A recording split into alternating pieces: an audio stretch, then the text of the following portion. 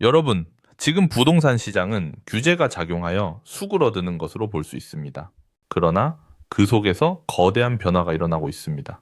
바로 스프링 효과가 시작되고 있는 것이죠. 스프링 효과란 무엇일까요? 지금은 대출 규제로 인해 부동산 가격이 눌려 있지만 이 규제가 해제되면 그동안 억눌렸던 수요가 폭발하며 가격이 급등하는 현상을 말합니다. 물론 제가 만든 용어입니다. 현재 정부는 수도권에서 6억 원 초과 주택담보대출을 금지하는 강력한 규제를 시행 중입니다. 이로 인해 서울 아파트의 약 74%가 대출 축소 영향을 받고 있습니다.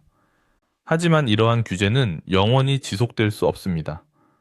언젠가는 규제가 완화될 것이고 그 순간 스프링 효과가 현실이 될 것입니다.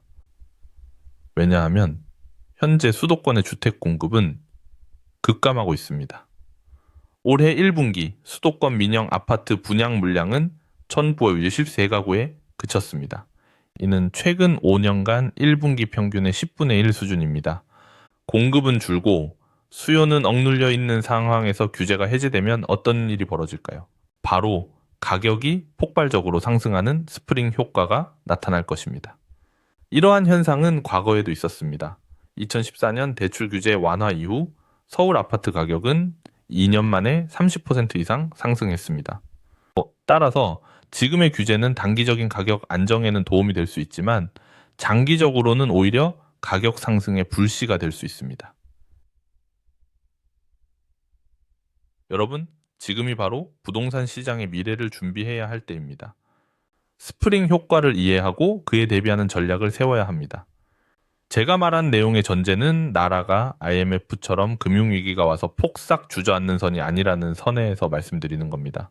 그 정도 되면 윗집, 아랫집, 옆집 다 망한 상태라 아마 혼자만 억울하지는 않을 겁니다. 그러나 그렇게 부동산 폭탄이 터지지 않는 이상 이렇게 질질 끌고 결국에는 부동산은 다시 확 타오를 겁니다. 여러분, 부동산은 끝났다고요? 대출 규제로 집값은 이제 더 이상 안 오른다고요? 웃기지 마세요. 지금은 진짜로 스프링처럼 눌려 있는 겁니다. 그리고 그 스프링은 언젠가 반드시 튀어 오릅니다. 그게 부동산입니다. 자, 한번 생각해 봅시다. 정부는 지금 수도권에서 6억 초과 주담대 금지, 이걸 밀어붙였습니다. 그리고 신용대출 마이너스 통장, 카드론 사업자 대출까지 모든 돈줄을 죄어버렸습니다. 네. 지금 이게 무슨 현상인지 아십니까? 거래 자체가 멈췄습니다. 거래 절벽입니다. 그럼 문제는 뭘까요? 가격이 안 떨어진다는 겁니다. 거래는 끊겼는데 가격은 안 내려갑니다. 왜? 파는 사람도 안 팔아요. 팔아서 뭐 해요? 대출 안 나와서 살 사람이 없는데. 그래서 지금 시장은 거래가 영우에 가까워지고 가격은 강보합, 즉 버티고 있는 겁니다. 여기서 중요한 질문 하나 던집니다. 이게 영원할까요? 아니죠.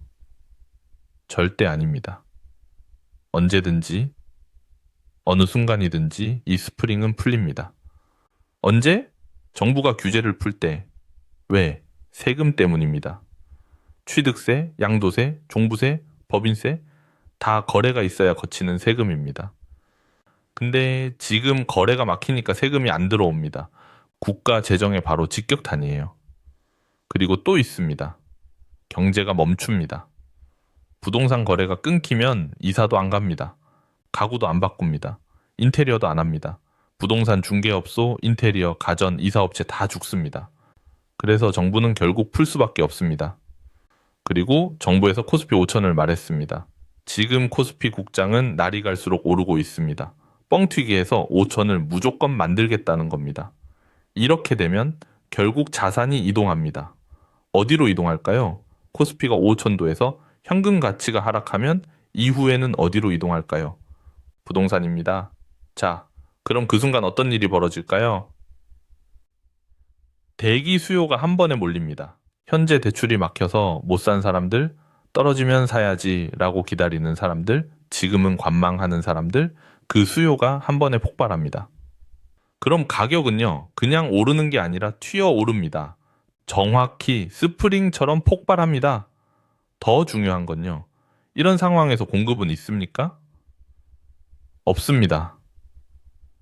서울 신축 아파트 절대 공급 부족입니다. 재건축 규제, 재개발 규제, 환경 영향 평가, 안전 진단 강화 뭐 하나 풀린 게 없습니다. 그러니까 수요는 폭발하고 공급은 꽉 막혀 있고 결과는 너무 뻔합니다. 부르는 게 값인 세상이 옵니다. 없어서 못 파는 겁니다. 5년 뒤 어떻게 될까요? 저는 이렇게 봅니다. 서울 아파트는 더 이상 서민이 꿈꿀 수 있는 자산이 아닙니다. 강남? 그건 원래부터 다른 세상이고요. 이젠 강남이 아니어도 마찬가지입니다.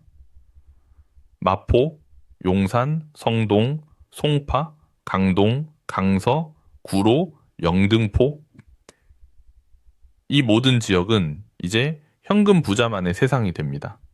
그리고 더 무서운 건 뭔지 아세요? 하락은 없습니다.